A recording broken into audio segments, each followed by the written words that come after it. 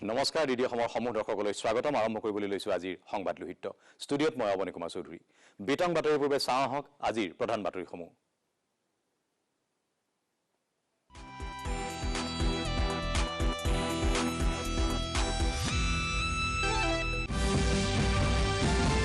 ৰাষ্ট্ৰপতি নিৰ্বাচনৰ অধিসূচনা জাৰি 18 জুলাইত ভোট গ্ৰহণ 21 জুলাইত ফল ঘোষণা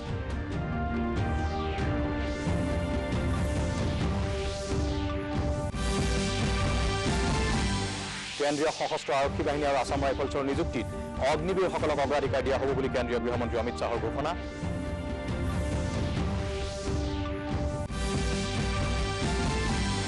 দেশত শীঘ্ৰেই মুকলি হ'ব 5G সেৱা দূৰসংযোগ বিভাগৰ নিবিদা আহ্বানৰ জাননী জাৰি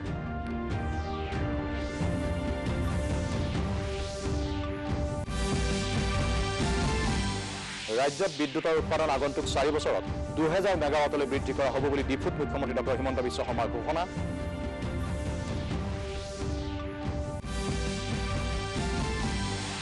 আৰু নেৰানেপেৰা বৰষুণৰ ফলত গুৱাহাটীৰ লগতে গোৱালপাৰা তামোলপুৰকে ধৰি ৰাজ্যখনৰ কেইবাখনো জিলা বানৰ কবলত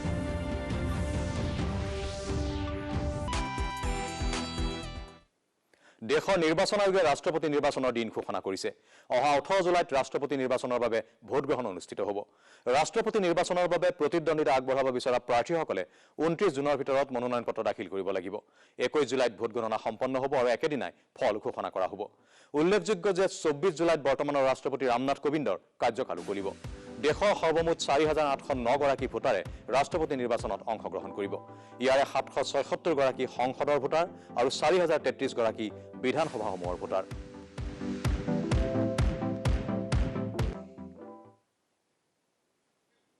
উপৰাষ্ট্ৰপতি এম ভেংকায়া নাইডুৱে মানৱতাৰ প্ৰগতিৰ বাবে বিশ্ব শান্তিৰ ওপৰত গুৰুত্ব আৰোপ কৰি কয় যে এখন সভ্য সমাজত সন্ত্ৰাসবাদ বিভাজন আৰু ঘৃণাৰ কোনো স্থান নাই উপৰাষ্ট্ৰপতি নিবাসত ইণ্ডিয়ান ইনষ্টিটিউট অফ ডেমক্ৰেটিক লিডাৰশ্বিপৰ ছাত্ৰ-ছাত্ৰীৰ সৈতে মত বিনিময় কৰি নাইডুৱে কয় যে ভাৰতীয়সকলে সকলো সংস্কৃতি আৰু ধৰ্মক সন্মান কৰে ভাৰত ধৰ্মনিৰপেক্ষ দেশ আৰু ধৰ্ম নিৰ্বিশেষে যিকোনো ব্যক্তিয়ে সৰ্বোচ্চ সাংবিধানিক পদ দখল কৰিব পাৰে ছাত্ৰ-ছাত্ৰীসকলৰ বিভিন্ন প্ৰশ্নৰ উত্তৰ দি উপৰাষ্ট্ৰপতিগৰাকীয়ে কয় যে প্ৰতিবাদ গণতান্ত্ৰিক অধিকাৰ যদিও হিংসাত্মক পদ্ধতিৰ সহায় লৈ প্ৰতিবাদ কৰিলে জাতিৰ স্বাৰ্থত ক্ষতি সাধন কৰিব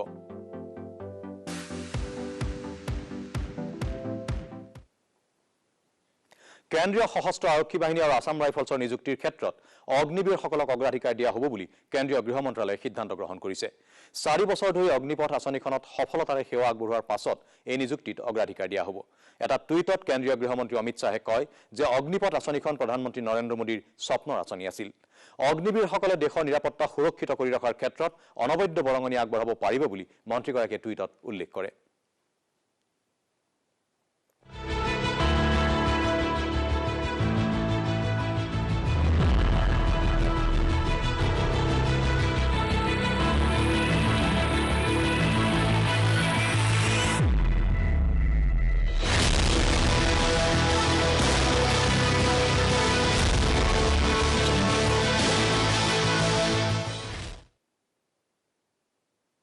ভাৰতীয় সেনাবাহিনীত অহা 90 দিনৰ ভিতৰত প্ৰথমবাৰৰ বাবে অগ্নিবীৰৰ নিযুক্তি প্ৰক্ৰিয়া আৰম্ভ হ'ব আজি এই কথা প্ৰকাশ কৰি সেনাবাহিনীৰ উপমুখ্য সেনাধ্যক্ষ লেফটেনেণ্ট জেনেৰেল BS ৰাজুৱে কয় যে এতিয়াৰে পৰা প্ৰায় 180 দিনৰ প্ৰথম নিযুক্তি লাভ কৰাসকল সেনা প্ৰশিক্ষণ কেন্দ্ৰত থাকিব উপমুখ্য সেনাধ্যক্ষগৰাকীয়ে কয় যে প্ৰযুক্তিগত অস্ত্ৰ-শস্ত্ৰৰ বাবে সেনাই প্ৰয়োজনীয় দক্ষতা গোটত যোগ্য সম্পন্ন লোকক নিযুক্তি দিবলৈ আগ্ৰহী হ'ব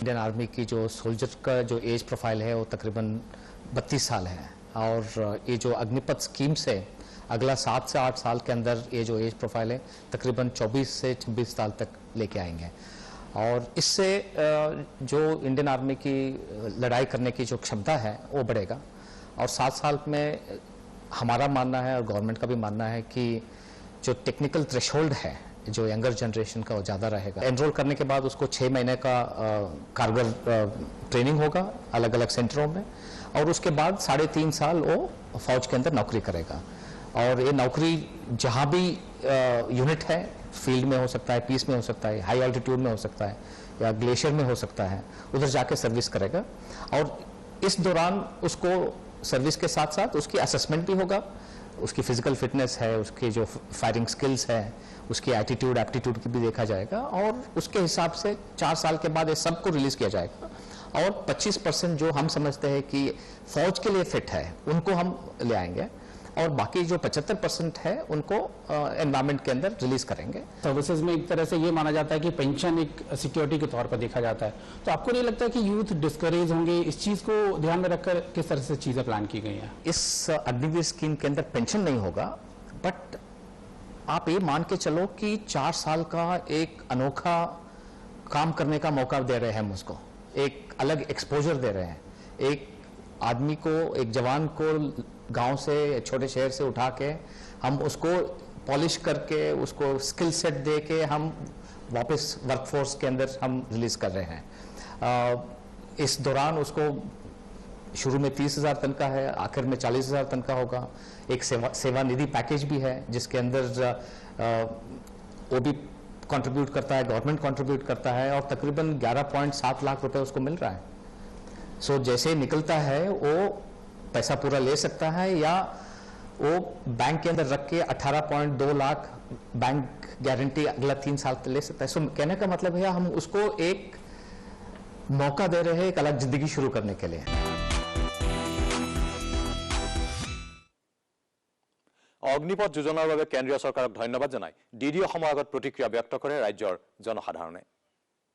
ভাৰতৰ কেন্দ্ৰীয় চৰকাৰে 14 জুন তাৰিখে যি তিনিটা বিভাগৰ সেনা, আপোনাৰ স্থলসেনা, বায়ুসেনা আৰু নৌসেনা যি বৃহৎ সংস্থাপন দিয়াৰ সিদ্ধান্ত গ্ৰহণ কৰিছে, অগ্নিপথ আঁচনিৰ নামাকৰণে যি বৃহৎ সংস্থাপন দিয়াৰ কথা কৈছে, আমি সঁচাকৈ তেওঁক ধন্যবাদ জনাইছোঁ আমাৰ যি ভাৰতৰ চৰকাৰখনক। আৰু লগতে আমি ধন্যবাদ জনাইছোঁ যি ভাৰতৰ প্ৰধানমন্ত্ৰী নৰেন্দ্ৰ মোদী ডাঙৰীয়া আৰু কেন্দ্ৰীয় মন্ত্ৰী যি ৰাজনাথ সিং ডাঙৰীয়া, তেওঁক ধন্যবাদ আৰু কৃতজ্ঞতা জ্ঞাপন কৰিছোঁ।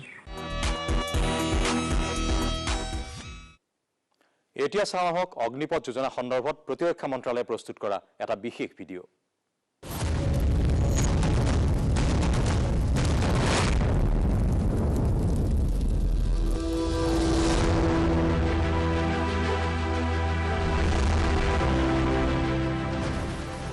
দেশেই ধৰ্ম, দেশেই জাতি, দেশেই তোমাৰ পৰিচয়। বলা অগ্নিবীৰ, আগবাঢ়া তুমি অগ্নিপথেৰে, লোৱা দেশৰ সুৰক্ষাৰ দায়িত্ব।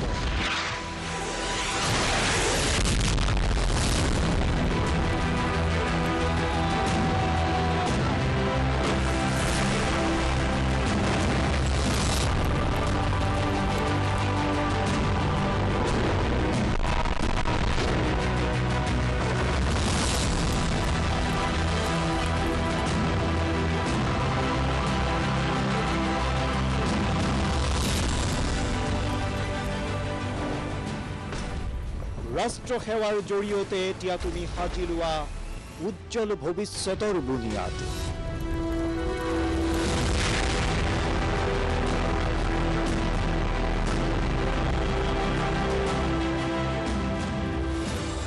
নতুন নতুন কৌশলত পাৰ্গত হৈ উঠা, দেশে লাভ কৰিব এজন শক্তিশালী আত্মনিৰ্ভৰ ভাৰতীয়ৰ উপহাৰ।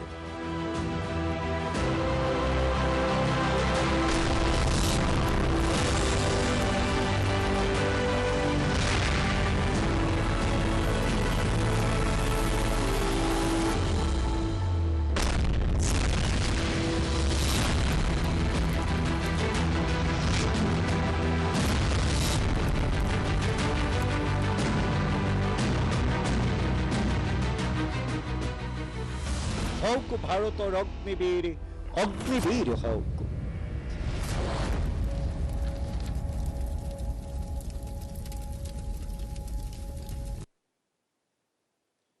5G স্পেক্ট্ৰামৰ বাবে 26 জুলাইৰ পৰা নিবিদা প্ৰক্ৰিয়া আৰম্ভ কৰা হ'ব বুলি কেন্দ্ৰীয় যোগাযোগ মন্ত্ৰালয়ে প্ৰকাশ কৰিছে। মন্ত্ৰালয়ৰ সদৰি কৰা অনুসৰি দূৰসংযোগ বিভাগে ইতিমধ্যে নিবিদা আহ্বান কৰা সন্দৰ্ভত জাননী জাৰি কৰিছে। উল্লেখযোগ্য যে দেশৰ সকলো নাগৰিকক মানসম্পন্ন দূৰসংযোগ সেৱাৰ পৰ্যাপ্ত সুবিধা দিয়াৰ বাবে প্ৰধানমন্ত্ৰী নৰেন্দ্ৰ মোদী নেতৃত্বাধীন কেন্দ্ৰীয় চৰকাৰখনে প্ৰতিশ্ৰুতি প্ৰদান কৰি আহিছিল। এতিয়া সমগ্ৰ দেশতে 5G দূৰসংযোগ সেৱা আগবঢ়াবৰ বাবে কেন্দ্ৰীয় চৰকাৰ সাজু বুলি মন্ত্ৰালয়ে লগতে সদৰি কৰে।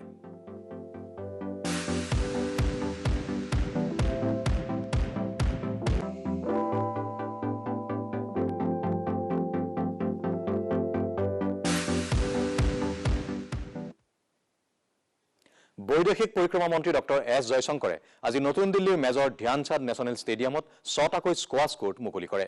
উদ্বোধনী অনুষ্ঠানত ক্ৰীড়া আৰু যুৱ পৰিক্ৰমা মন্ত্ৰী অনুৰাগ ঠাকুৰো উপস্থিত থাকে।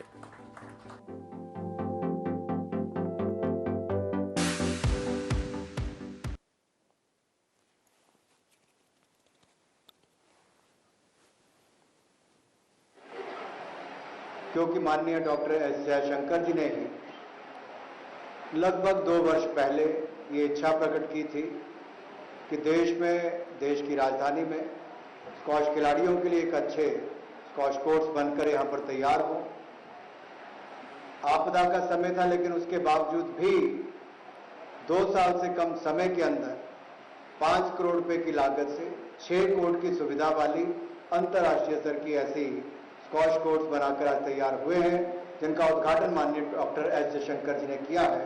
मैं इसके लिए भी आपका बहुत बहुत आभार प्रकट करता हूं, धन्यवाद करता हूं। आप सबके ओर से मैं थैंक यू कहना चाहूँगा कि ये जो कोर्स जो बने हैं, जो उसके साथ जो सबको जो अवसर जो आएगा, खेलने का अवसर जो आएगा, जो फैसिलिटीज़ जो आएंगी, इनके लिए मैं एक बहुत बड़ा थैंक यू कहूँगा। और मैं आपसे पूछना चाहता हूँ कि आप जो सामने बैठे हैं, आप में से कितने लोग स्क्वॉश खेलते हैं? खेलो इंडिया जो है माने कम उम्र से करनी चाहिए, पर इसका कभी अंत नहीं होता कि कोई इसकी एक्सपायरी नहीं होती, कोई एज लिमिट नहीं होती।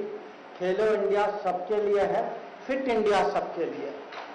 तो और हम जो है देश का परिवर्तन जो हमारे प्रधानमंत्री जी चाहते हैं वो तभी होगा कि हम फिट रहें। और ना फिजिकल फिटनेस तो एक बात है, फिजिकल फिटनेस के साथ एक मेंटल माइंडसेट होती है कि जब आप कोई भी गेम खेलते हैं, आप गेम पॉइंट पे होते हैं और आप कहीं आप अंदर सोचते हैं कि अरे ये गेम पॉइंट में मुझे किसी तरीके से निकालना चाहिए और आगे बढ़ना चाहिए।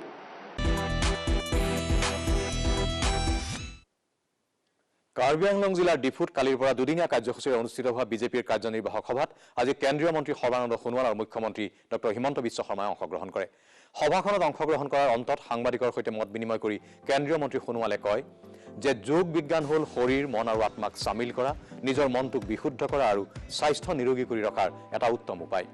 বিশ্বৰ মানৱ সমাজে ইয়াক আন্তৰিকতাৰে গ্ৰহণ কৰাৰ কথা উল্লেখ কৰি প্ৰধানমন্ত্ৰী নৰেন্দ্ৰ মোদীৰ নিৰ্দেশ মতে আয়ুষ মন্ত্ৰালয়ৰ উদ্যোগত 21 জুনত দেশজুৰি ৰাষ্ট্ৰীয় যোগ দিৱস উদযাপন কৰা হ'ব বুলি তেওঁ কয়। উল্লেখযোগ্য যে আজি অনুষ্ঠিত হোৱা বিজেপিৰ কাৰ্যনিৰ্বাহক সভাৰ পূৰ্বে কাৰ্বি আংলং স্বায়ত্তশাসিত পৰিষদৰ সদ্যসমাপ্ত নিৰ্বাচনত নিৰ্বাচিত পাৰিষদসকলক সম্বৰ্ধনা জনোৱা হয়।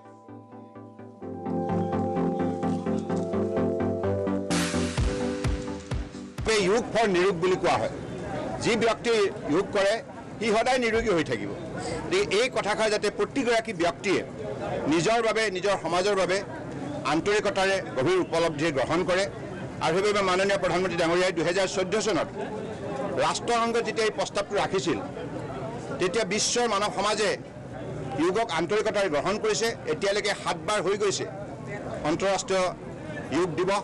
এইবাৰো 21 জুন তাৰিখে ৰাষ্ট্ৰজুৰি আৰু বিদেশৰ মাটিতো ইয়াক ভাৰত চৰকাৰৰ মাননীয় প্ৰধানমন্ত্ৰী ডাঙৰীয়াৰ নিৰ্দেশত আমাৰ আয়ুষ মন্ত্ৰালয়ে এই ব্যৱস্থা বিভিন্ন মন্ত্ৰালয়ৰ সৈতে কথা বতৰা পাতি ইতিমধ্যে আগবাঢ়িছে।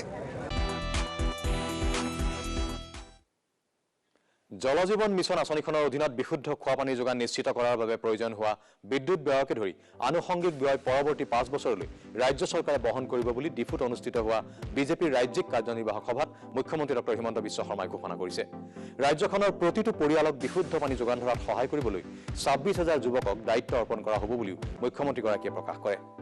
ইফালে ভূমিপুত্ৰ আঁচনিখনৰ সন্দৰ্ভত তেওঁ কয় যে এই আঁচনিখনৰ অধীনত 10ম শ্ৰেণীৰ পৰা 12শ শ্ৰেণী পৰ্যন্ত ছাত্ৰ ছাত্ৰীসকলে জাতিগত প্ৰমাণপত্ৰ বিদ্যালয়তে লাভ কৰিবলৈ সক্ষম হ'ব। অহা আগষ্ট মাহৰ পৰা জাতিগত প্ৰমাণপত্ৰৰ বাবে উপায়ুক্তসকলে আবেদন পত্ৰ সংগ্ৰহ কৰিব আৰু নৱেম্বৰৰ পৰা প্ৰমাণপত্ৰ প্ৰদান আৰম্ভ কৰিব। ৰাজ্যত পৰৱৰ্তী 4 বছৰৰ ভিতৰত বিদ্যুতৰ উৎপাদন 2000 মেগাৱাটলৈ বৃদ্ধি কৰা হ'ব বুলিও কাৰ্যনিৰ্বাহক সভাত মুখ্যমন্ত্ৰীয়ে প্ৰকাশ কৰে। আজি আমাৰ জল জীৱন মিছনৰ আঁচনি আহিছে। এই জল জীৱন মিছনৰ আঁচনিসমূহ কোনোবা এজন লৰাই গৈ চলাব লাগিব। ভাৰতীয় জনতা পাৰ্টিৰ চৰকাৰখনে সিদ্ধান্ত লৈছে যে ইলেক্ট্ৰিচিটিও আমি ৰাইজৰ হৈ অন্ততঃ 5 বছৰ ইলেক্ট্ৰিচিটিৰ খৰচ আমি দিম, মেইনটেনেন্সৰ কেমিকেল আমি দিম, আপোনালোকে লাহে লাহে টকা দিয়াৰ অভ্যাস কৰিব, এতিয়াই নালাগে। আৰু যিজন ভলেণ্টিয়াৰ্ছে স্কিম চলাব সেই ল'ৰাজনকো 6,500 টকা মাহত দিয়াৰ দায়িত্ব চৰকাৰে মূৰত। আজি আমি আৰম্ভ কৰিব খুজিছোঁ মিছন ভূমিপুত্ৰ। এই মিছন ভূমিপুত্ৰৰ জৰিয়তে ক্লাছ 9, 10, 11 আৰু 12ৰ ছাত্ৰ ছাত্ৰীসকলক জাতিগত প্ৰমাণপত্ৰ, মই ST হ'ব পাৰোঁ, মই SC হ'ব পাৰোঁ, মই ABC হ'ব পাৰোঁ, মই কোনো অফিচাৰৰ তাত নাযাওঁ, DCয়ে মোক আহি স্কুলতে ST SC OBC চাৰ্টিফিকেট দিব লাগিব। সেই মিছন ভূমিপুত্ৰ আমি আৰম্ভ কৰিব খুজিছোঁ। অৰ্থাৎ 9, 10, 11, 12ৰ ষ্টুডেণ্টে নিজৰ ফৰ্ম ফিল আপ, দেউতাকৰ চাৰ্টিফিকেট স্কুলতে গাঁঠি দিব, DCয়ে লৈ যাব আৰু আগষ্ট মাহত কাগজ লৈ যাব, নৱেম্বৰ মাহত চাৰ্টিফিকেট বনাই স্কুলখনত উভতাই দিব। অৰ্থাৎ কোনো মানুহ চৰকাৰী অফিচত যাব নালাগে, আৰু কোনোবা যদি যাবও লাগে নিজৰ ঘৰত বহি পোৰ্টেলত কাষ্ট চাৰ্টিফিকেটত আবেদন কৰিব। কাষ্ট চাৰ্টিফিকেট পোৰ্টেলতে ঘূৰাই দিয়াৰ দায়িত্ব DCৰ হ'ব, আমাৰ নহয়। আমি কাৰো অফিচত নাযাওঁ, আমি এটা নিৰ্দিষ্ট দিনৰ ভিতৰত কাষ্ট চাৰ্টিফিকেট আমি পাব লাগিব। এই মিছন ভূমিপুত্ৰৰ আজি আমি আৰম্ভণি এই আগষ্ট মাহৰ পৰা আমি কৰিব খুজিছোঁ। 1904 চনতে স্থাপিত কলিয়াবৰ আৰক্ষী থানাৰ নৱনিৰ্মিত ভৱনটো আনুষ্ঠানিকভাৱে উদ্বোধন কৰে ৰাজ্যৰ আৰক্ষী সঞ্চালক প্ৰধান ভাস্কৰ জ্যোতি মহন্তই। অসম চৰকাৰৰ মৈত্ৰী আঁচনিৰ অধীনত নিৰ্মাণ কৰা নতুন গৃহটো উদ্বোধন কৰি আৰক্ষী সঞ্চালক প্ৰধান ভাস্কৰ জ্যোতি মহন্তই কয় যে অপৰাধীক শাস্তি দিব পৰাকৈ তদন্ত কৰা, লঘু অপৰাধৰ বাবে যাতে গুৰু শাস্তি পাব লগা নহয় তেনে অপৰাধীক কাউন্সেলিঙৰ ব্যৱস্থা কৰা, নাগৰিকৰ বাবে বিভিন্ন সা সুবিধাৰ ব্যৱস্থা কৰা, এই সকলো সুবিধা নতুন গৃহত থাকিব। অনুষ্ঠানত আৰক্ষী অধীক্ষক লীনা দলে, উপায়ুক্ত নিসৰ্গ হিব্ৰে, মহকুমাধিপতি পবিত্ৰ কুমাৰ দাস, মহকুমা আৰক্ষী বিষয়া মৃন্ময় দাসো উপস্থিত থাকে। আমাৰ স্কিমৰ অধীনত প্ৰায় 100খন থানা এতিয়া আমি ইনগ্ৰেট কৰিব পাৰিছোঁ। ইয়াত আপোনালোকে দেখিছেই এটা পাব্লিকৰ বন্ধুত্বপূৰ্ণ সৌহাৰ্দ্যপূৰ্ণ এটা পৰিৱেশ গঠন হ'বৰ কাৰণে এতিয়া আমি ৰাইজক বহিবলৈ ৰিচিপশ্যন কক্ষ আৰু counselling room, victim counselling room, ভিক্টিমৰ কাউন্সেলিং কৰিব। আৰু বা কোনোবা বদমাছো কৰিছে, কিন্তু এনেকুৱা বদমাছি নহয় যিটো ধৰা সি বেছি বেয়াহে হৈ যাব যদি তাক থানালৈ জেললৈ পঠিয়াই দিয়া যায়। তেনেকুৱা ল'ৰাক এইবোৰৰ পৰা বিৰত থাকিবৰ কাৰণে, ড্ৰাগ এডিক্টে হওক বা অন্যান্য কিছুমান সৰু সুৰা ক্ৰাইম কৰিছে, তেনেকুৱা ল'ৰা ছোৱালীক ভাল হ'বলৈ আমি যত্নৱান হ'বৰ কাৰণে আমি তেওঁলোকক কাউন্সেলিং কৰিবলৈ এটা ৰুম বনাই উইমেন এণ্ড চাইল্ড কৰ্ণাৰ বনাইছোঁ। স্পেচিয়েল চেল ফৰ উইমেন ইতিমধ্যে 10খন ইনগ্ৰেট কৰা হৈ গ'ল। টাটা ইনষ্টিটিউট অফ ছ'চিয়েল ছায়েন্সৰ লগত আমি ইতিমধ্যে দুদিন ধৰি হোৱা নেৰানেপেৰা বৰষুণত এতিয়াও জলমগ্ন মহানগৰীৰ বিভিন্ন অঞ্চল, আনহাতে বানৰ কবলত ৰাজ্যৰ বিভিন্ন জিলা। পুনৰ পানীত বুৰ গ'ল মেৰামতি কৰি থকা হাফলঙৰ ৰেল ষ্টেচন। স্থানত বান পৰিস্থিতি অধিক জটিল হৈ পৰিছে। ইতিমধ্যে মৰা পাগলাদিয়া নৈৰ বাঢ়নি পানীয়ে জিলাখনৰ উত্তৰ বালি আৰু লক্ষীপুৰত মথাউৰি চিঙাৰ ফলত 20খনতকৈ অধিক গাঁও বানৰ কবলত পৰিছে। পাগলাদিয়া নৈৰ পানীয়ে বৰভাগ ৰাজহ চক্ৰৰ প্ৰায় 15খন গাঁও বুৰাই পেলাইছে। ইফালে বাক্সা জিলাৰ শালবাৰী মহকুমাৰ অন্তৰ্গত কুঠৰীঝাৰত মানাহ ৰাষ্ট্ৰীয় উদ্যান সংযোগী পথৰ কালভাৰ্টসহ ছিগি যোৱাত যাতায়াত ব্যৱস্থা ব্যাহত হৈ পৰে। কেইবাদিনো ধৰি হৈ থকা নেৰানেপেৰা বৰষুণৰ ফলত পথটো ছিগি যোৱাত সম্পূৰ্ণৰূপে বন্ধ হৈ পৰে যাতায়াত ব্যৱস্থা। যেনেকৈ ভাঙি আছে ৰাতিপুৱাৰ পৰা মানে ৰাস্তাখন আৰু নাথাকে, আৰু এইখন ৰাস্তা যদি ছিঙিব লগা হয় মানে মানাহ ৰাষ্ট্ৰীয় উদ্যান বহি জগতৰ পৰা সম্পূৰ্ণভাৱে বিচ্ছিন্ন হৈ পৰিব বুলি আমি আশংকা প্ৰকাশ কৰিছোঁ। আনহাতে জিলাখনৰ জালাহ ৰাজহ চক্ৰৰ অন্তৰ্গত ভেবলা জ্যোতিনগৰ কালদিয়া নৈৰ বাঢ়নি পানীয়ে বুৰাই পেলায়। সম্প্ৰতি 65টা পৰিয়াল কালদিয়া নৈৰ বানৰ কবলত পৰিছে। ৰাতিৰ মোটামুটি 9টামান বজাৰ পৰা আৰম্ভ হৈছে। এতিয়াতো ৰাতিপুৱাতো বহুত পানী হৈছিল ইয়াততো মোটামুটি 75 পৰিয়াল আছে। আমাৰ ইফালেতো অলপ কমে, ইফালেতো আৰু বহুত বেছি, নদীৰ কাষতে মানুহ এনেকুৱা হৈ আছে। ধাৰাসাৰ বৰষুণৰ ফলত বাক্সা জিলাৰ সুবনখাটা নিকাচি পথৰ ডিৰিং নদীৰ ওপৰত থকা পকী দলংখন পুনৰ খহি পৰে। 4 বছৰ পূৰ্বে বাৰিষাৰ নৈৰ প্ৰবল সোঁতে দলংখন ছিঙি পেলোৱাৰ পিছত পুনৰ ভূটান সীমান্তৰ পৰা বৈ অহা নৈৰ প্ৰবল সোঁতে দলংখন ছিঙি পেলায়। ফলত বৃহত্তৰ সুবনখাটা অঞ্চলৰ ৰাইজ মুছলপুৰলৈ অহাৰ ক্ষেত্ৰত অসুবিধাৰ সন্মুখীন হয়।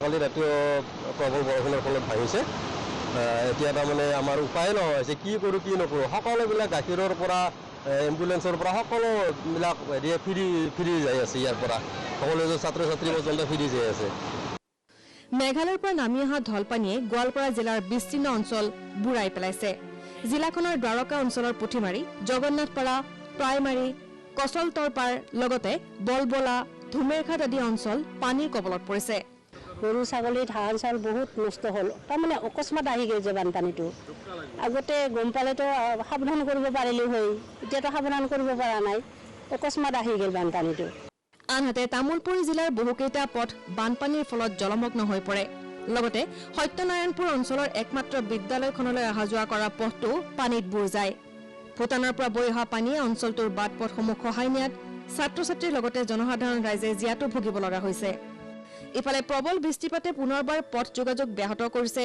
পাহাৰীয়া জিলা ডিমা হাছাওৰ সৈতে নেৰাৰে পৰা বৰষুণে জলমগ্ন কৰিলে বান বিধ্বস্ত হাফলঙৰ নিৰ্মাণৰত ৰেল ষ্টেচন ঠায়ে ঠায়ে হোৱা ভূমিস্খলনৰ বাবে ব্যাহত হৈ পৰিছে যাতায়াত এনেদৰে নেৰাৰে পৰা বৰষুণত মহানগৰীকে ধৰি ৰাজ্যৰ বিভিন্ন অঞ্চল জলমগ্ন হৈ পৰিছে বাতৰি বিভাগ ডিডি অসম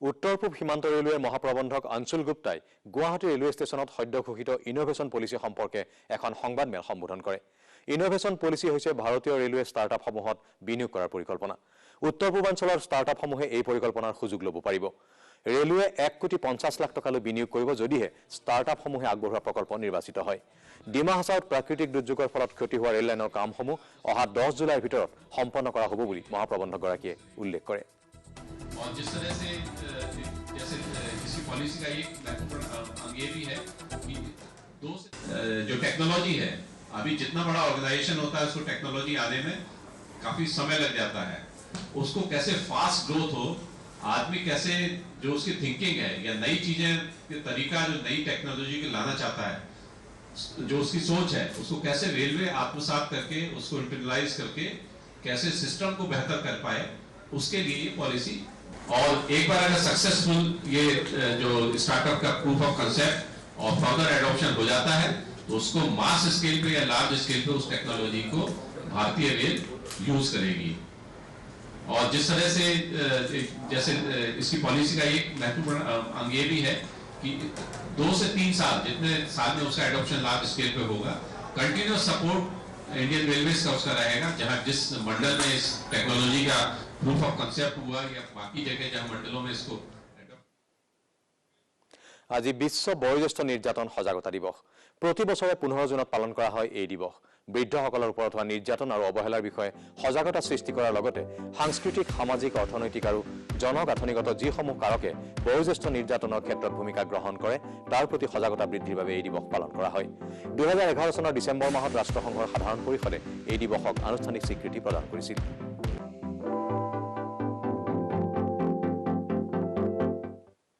স্বাধীনতাৰ ৭৫ বছৰ উপলক্ষে দেশে উদযাপন কৰিছে আজাদী কা অমৃত মহোৎসৱ সেই সময়তে স্বাধীনতা সংগ্ৰামত প্ৰাণ আহুতি দিয়া একাংশ সংগ্ৰামীক পুনৰবাৰ আমি স্মৰণ কৰিব বিচাৰিছো যিসকলৰ ত্যাগ আৰু আত্মবলিদানে স্বাধীনতাৰ যুঁজখন অধিক শক্তিশালী কৰি তুলিছিল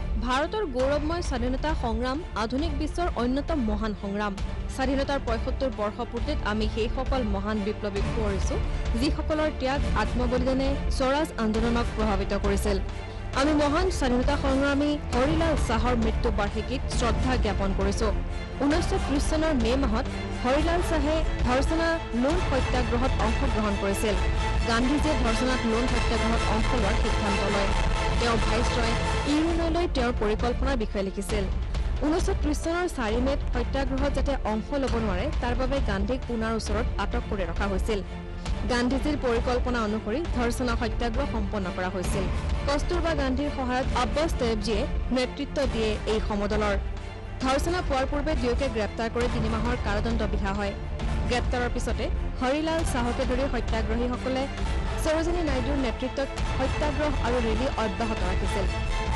সত্যাগ্ৰহীসকললৈ সৰোজিনী নাইডুৰ আহ্বান কোনো কাৰণতে হিংসাৰ আশ্ৰয় লোৱা নহ'ব আপোনাক প্ৰহাৰ কৰা হ'ব কিন্তু প্ৰতিশোধ নল'ব আক্ৰমণৰ পৰা হাত সাৰিবলৈ আপুনি হাতো তুলিব নোৱাৰিব।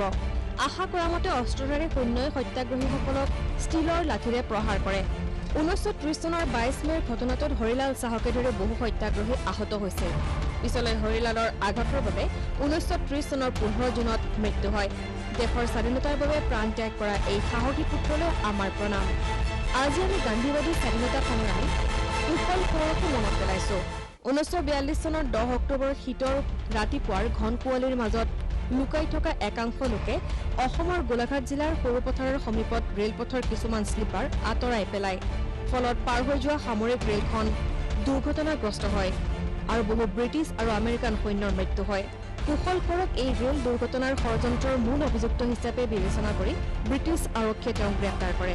কুশল কোঁৱৰক 1943 চনৰ 15 জুনৰ পুৱা 4:30 বজাত যোৰহাট কাৰাগাৰত ফাঁচি দিয়া হয়। এই মহান দেশপ্ৰেমিকক শতকোটি প্ৰণাম।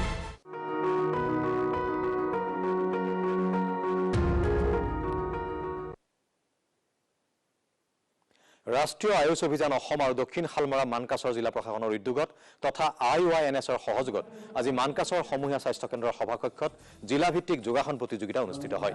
স্বাস্থ্য বিভাগৰ যুটীয়া সঞ্চালক ডাঃ সাইফুল ইছলামে শুভাৰম্ভ কৰা এই প্ৰতিযোগিতাত প্ৰতিটো শাখাৰ প্ৰথম স্থান লাভ কৰা প্ৰতিগৰাকী প্ৰতিযোগীক পুৰস্কাৰ আৰু মানপত্ৰৰে সন্মানিত কৰা হয়।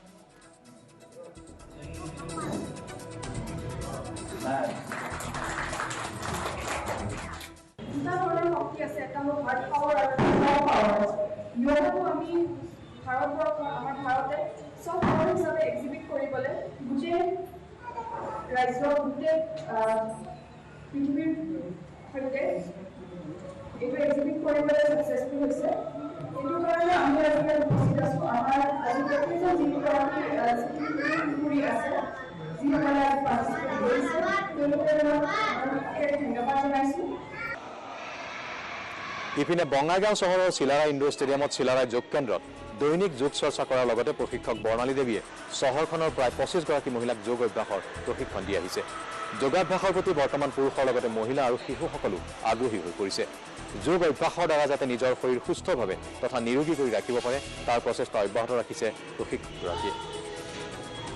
সকলোৱে মানে মহিলা বুলিয়ে নহয় পুৰুষসকলেই হওক বা আমাৰ সৰু সৰু শিশু পৰ্যন্ত মানে বুজি পাইছে যে যোগাসনৰ জৰিয়তেহে আমি এটা সুস্থ মন এটা সুস্থ শৰীৰ লৈ পেলাই আমি আগবাঢ়িব পাৰোঁ।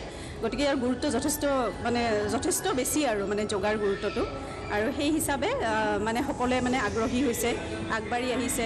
আমাৰো ভাল লাগিছে বা আমি এটা কোৰ্চ কৰিছোঁ চাৰ্টিফাই কোৰ্চ এটা কৰিছোঁ। তো আমি নিজৰ মাজতে বস্তুটো ৰখা নাই বোলে আমাৰ লগতে আৰু 10জনকো আমি পাৰোঁ যদি মানে এইটো ৰাস্তাত আনিবলৈ যাতে সকলোৱে সুস্থ হয় সেইটোৱে আমাৰ উদ্দেশ্য। আৰু বাতৰি শেষ হোৱাৰ আগতে প্ৰধান বাতৰিসমূহ আকৌ এবাৰ।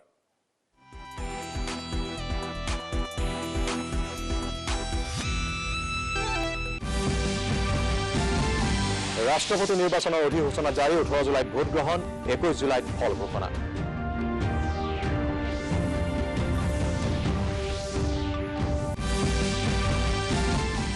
কেন্দ্ৰীয় সশস্ত্ৰ আৰক্ষী বাহিনী আৰু আছাম ৰাইফলছৰ নিযুক্তিত অগ্নিবীৰসকলক অগ্ৰাধিকাৰ দিয়া হ'ব বুলি কেন্দ্ৰীয় গৃহমন্ত্ৰী অমিত শ্বাহৰ ঘোষণা।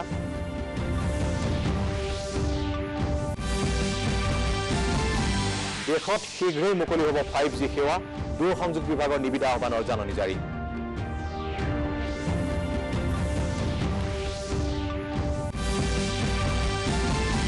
ৰাজ্যত বিদ্যুতৰ উৎপাদন আগন্তুক 4 বছৰত 2000 মেগাৱাটলৈ বৃদ্ধি কৰা হ'ব বুলি ডিফুত মুখ্যমন্ত্ৰী ডঃ হিমন্ত বিশ্ব শৰ্মাৰ ঘোষণা।